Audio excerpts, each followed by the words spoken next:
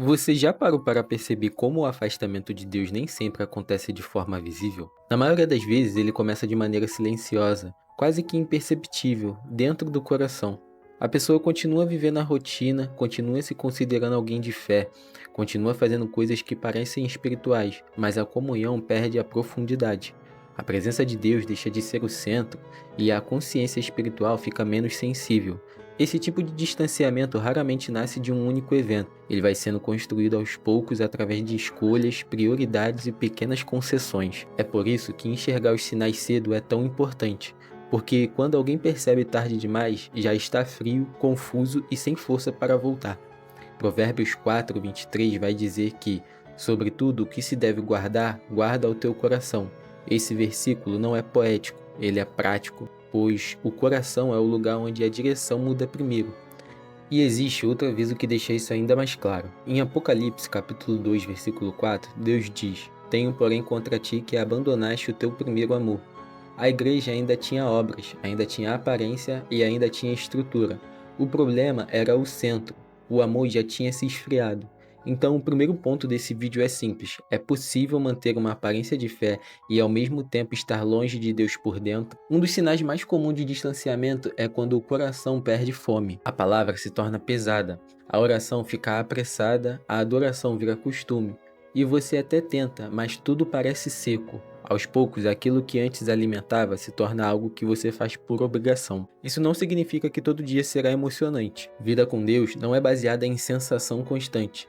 Só que quando a fome espiritual some por muito tempo e você não reage, isso é sinal de alerta.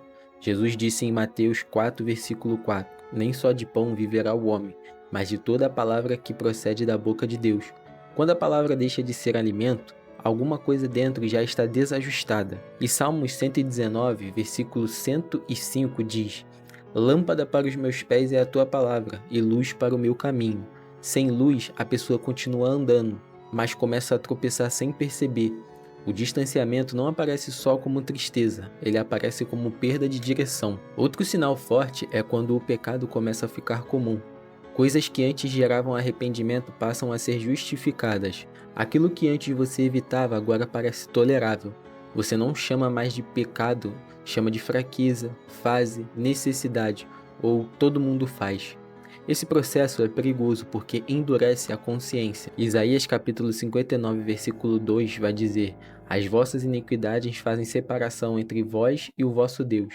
O pecado não é só um erro de comportamento, ele afeta a comunhão e cria distância. Em Provérbios capítulo 28, versículo 13, vai dizer para nós: O que encobre as suas transgressões jamais prosperará, mas o que as confessas e a deixa alcançará misericórdia.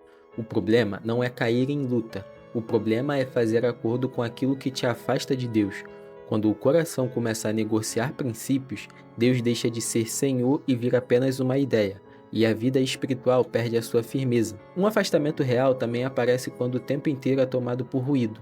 Você até acredita em Deus, mas sua mente está sempre ocupada, sempre correndo, sempre estimulada, sempre com algo tocando, passando, rolando. O silêncio incomoda e a presença de Deus vira algo distante, porque não existe espaço interior para a comunhão. Isso não é só questão de rotina, é questão de prioridade. Mateus 6:21 diz: Onde estiver o teu tesouro, aí estará também o teu coração. O coração segue o que você valoriza. Se tudo o que você valoriza está longe de Deus, com o tempo o coração também se desloca. E Mateus 6:33 deixa a ordem certa: buscai primeiro o reino de Deus e a sua justiça. Não é buscar quando sobrar, é buscar primeiro. Quando Deus fica para depois, ele vira resto. E uma vida espiritual baseada em restos dificilmente permanecerá viva. Quando alguém se distancia, a consciência espiritual muda.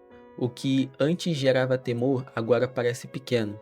O que antes te corrigia, agora passa batido. Você já não percebe tanto a voz de Deus. Não porque Deus parou de falar, mas porque a sensibilidade diminuiu. Em Marcos capítulo 11, versículo 25 diz: Quando estiverdes orando, se tendes alguma coisa contra alguém, perdoai. Esse versículo mostra que coisas internas como mágoa e orgulho criam bloqueios espirituais. A oração fica pesada, a comunhão perde a leveza. E Hebreus 3, versículo 15 vai dizer: Hoje, se ouvirdes a sua voz, não endureçais o vosso coração. Endurecer não é explodir, é acostumar, É resistir por dentro e ignorar pequenos alertas até que eles parem de te incomodar. A pessoa continua vivendo, mas sem quebrantamento, sem arrependimento real e sem a sensibilidade. Talvez, ouvindo esses sinais, você já identificou coisas no seu coração. Então deixa eu te dizer algo importante. Perceber isso é graça. Deus não revela para humilhar, Deus revela para restaurar. Em 1 João, capítulo 1, versículo 9 diz: se confessarmos os nossos pecados, Ele é fiel e justo para nos perdoar e nos purificar. Isso é a esperança real. Purificar significa limpar por dentro, não apenas passar pano. Atos 3,19 diz: arrependei-vos, para que venha o tempo de refrigério da presença do Senhor. O arrependimento verdadeiro não te destrói, ele alivia e ele devolve o fôlego espiritual, reorganiza até o interior. Voltar para Deus não começa com performance, começa com sinceridade e começa com decisão. Recomeço não é emoção bonita, é retorno do coração ao lugar certo. E se você quer uma oração simples para começar, ela pode ser assim: Senhor, eu me afastei por dentro, e coloca teu lugar no centro de mim. Me dá fome, sensibilidade espiritual e firmeza para obedecer, porque uma vida com Deus não se sustenta por aparência, ela se sustenta por um coração alinhado.